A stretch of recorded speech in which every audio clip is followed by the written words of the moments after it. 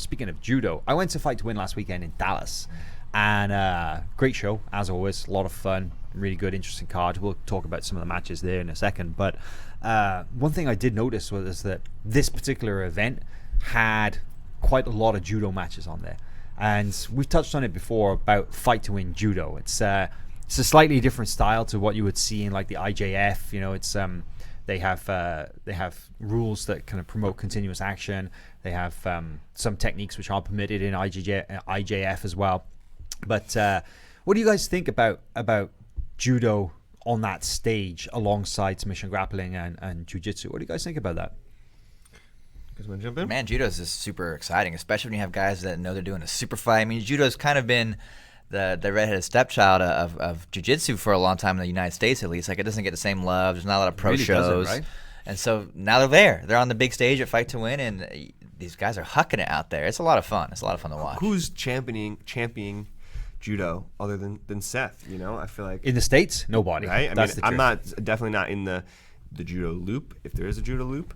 But it seems like Seth is really carrying the torch and doing some interesting things, and not just kind of doing what everybody else is doing either in judo. He's kind of taking it upon himself to try to make it the most exciting and try to get these guys who are Olympians and who are medalists and things like that in the sport.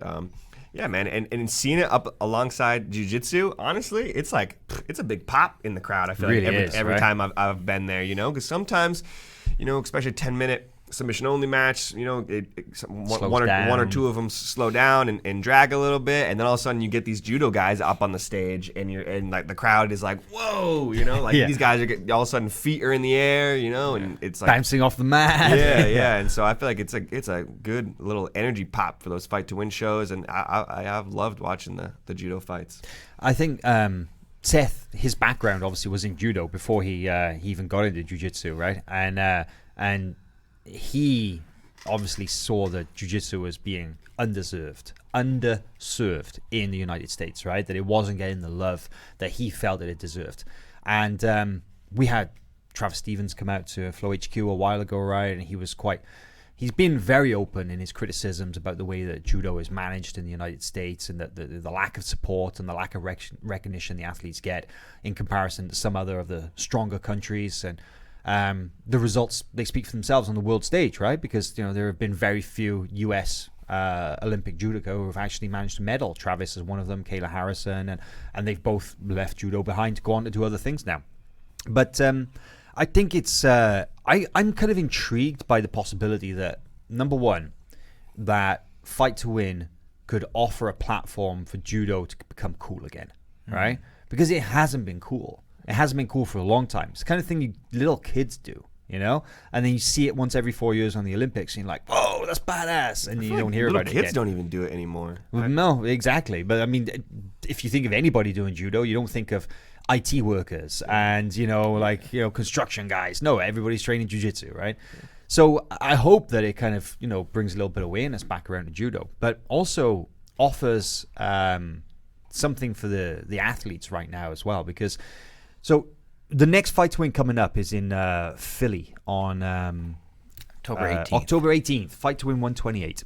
Got an amazing lineup. We'll talk about that in a second. But very notably on that is we've got 2016 Olympian Nick Del Popolo. And Nick Del Popolo is a two-time Olympian, based out here in Texas actually, but he's going to be competing in Philly for the first time on a Fight to Win judo card.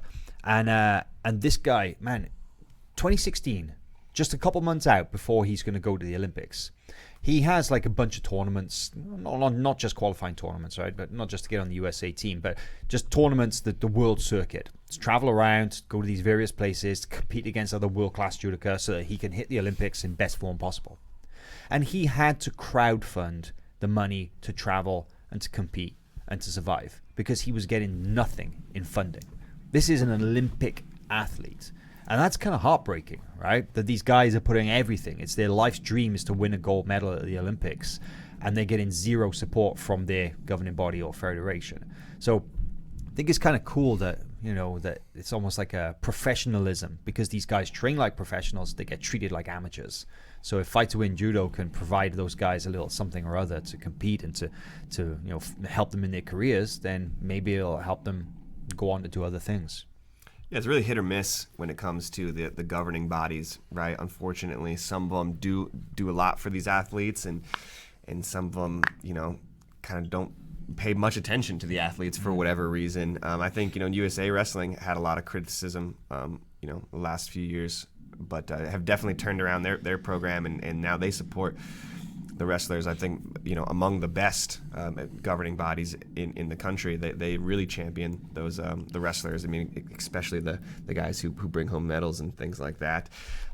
So yeah, it's unfortunate to see, when especially judo, man. I feel like it could be huge, it could right? Be, It could be so cool. And it does have such a global presence outside of the U.S. Like it's big everywhere else, right? It's huge in Europe, yeah, and South America as well. Brazil, it's really big. You know what? I found something else, something very interesting out a while ago. I have a friend who works for the IJF, the International Judo Federation. That is the world governing body for judo and the Olympics.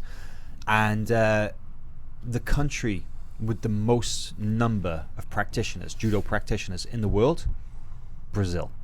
Brazil, wow. That's surprising. Right? Yeah. Very surprising, because I heard that obviously Japan has, that, right? That's where it came from. But very, very high population, very dense population for a small area. But the amount of people who practice judo is not that high in comparison to the population. France has a ton of judo, and it's very interesting as well, because judo is subsidized by the state. They have it good over there, yeah. It's like insanely cheap. You pay like $1 or $2 to go and train at a judo club, and everything's paid. Like, they have these wonderful facilities in like municipal sports centers, but facilities are awesome, and you just pay almost nothing to train, right? It's a very low bar. And the athletes are paid very handsomely. Man, like apparently Teddy Riner, he's like one of the greatest judo guys of all time, right? Current active guy. This guy's, I think he's like a 6'7", 260-pound kind of dude. He's like an absolute giant, and he's pretty much unbeatable. I don't know the last time he lost in competition. He's like superstar status in France. Huge. And he's getting paid. Every time he brings a gold medal home for the Olympics, it's probably 6 figures minimum into his pocket as a result. So some guys are doing really well from it. Love to see some of that here in the States as well. Yeah. It wasn't that the guy who fought Lucas Lepri in the absolute division at Europeans? Wasn't he a judo guy from France? You remember One of the talking? huge guys? Yeah, one of the big guys. He fought a couple of big guys. Yeah, he did fight a couple. Yeah. Oh, man. I feel like I'm there was forgetting which guy, but... I think he was like a judo guy. Maybe I'm wrong. But the only other guy who I know that I see championing judo is from Gracie Baja there, Jason Hunt. I see him doing a lot of... Jason Hunt. Shout out to Jason Hunt, actually. Yeah, from I've learned a lot. Meraki Jiu-Jitsu in Santa Monica, California. Yeah, it looks like they have a sick judo program. I think they even have like a European judoka teaching at their Meraki program. That's right. They've got a French judoka called Hugo Legrand, and Hugo was he was an Olympic judo competitor, very, very good by all accounts.